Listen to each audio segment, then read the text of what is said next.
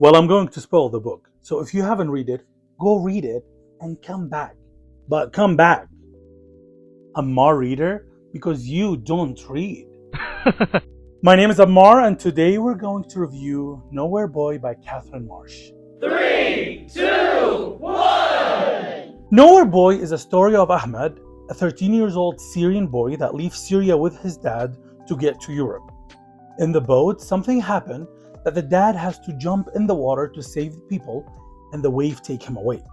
Ahmed ends up by himself, but Ibrahim, his father's best friend, is with him. So Ibrahim takes him to his house in Europe. One day, Ahmed wakes up at night and decides to leave the house, leaving them a note to thank them for helping him. Ahmed is in Europe by himself. He finds somebody and he gives him $300 to save Ahmed. The guy takes the money, takes Ahmed's wallet, take Ahmed's watch and the cell phone, and kick Ahmed out of his bus. So Ahmed, now in Belgium by himself, doesn't speak the language. He finds a house, and through a little window he sneaks in and starts sleeping in the house. The house is owned by an American family that came from Washington, D.C. to stay in Belgium for the summer. Ahmed starts stealing food from them, and to pay them back he starts taking care of their plants.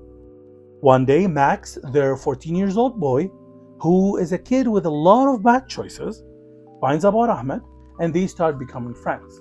Ahmed and Max start going to high school together, and one day Max's sister finds out and she snitches on them, which makes Ahmed has to leave the house and now live in a camp. Ahmed meets Ibrahim again, who connects him with somebody from his family, and Ahmed now lives in America with that person and friends with Max. Should we talk some characters? Ahmed, our main character, he's a boy. He's from Syria, and you feel that he's a boy. You go with what he's going through, and you understand what he's going through as a boy. His limited skills, his non-English skills, his struggle. He's a child. So you kind of see that through him. You kind of feel that with him. The struggle of seeing meat but is afraid to eat it, so he eats non-meat sandwiches. The struggle of guilt for stealing, and now he needs to pay back. The struggle in the culture, the lies that he has to lie, the idea of talking about parents, that thinking of his dad and his mom and his siblings, all the things that Ahmed been through, you feel them through this child. Max, the American child who did a lot of bad choices, who is not good in school, but at the same time you like him because how nice he is to Ahmed. Max's sister, the girl that she is a teenager who sneaks at night, does things that her family don't accept, but at the same time she has this fun relationship with her brother, who they kind of snitch on each other in a funny way as any other siblings. Each character in this book have their own line, their own story, and you like each one of them differently. Each character, how different they are from very different backgrounds, you still like each one of them separately. I definitely gave this book 5 stars. It's really good. It's really enjoyable. There's a lot of fun things to read about. It's fictional, but at the same time, it has a lot of real things that happen from probably people real lives. I don't know if Katherine Marsh had based this story on some stories she read. I read that she talked with a couple refugees, but it doesn't look like it's based on any of those people real life story.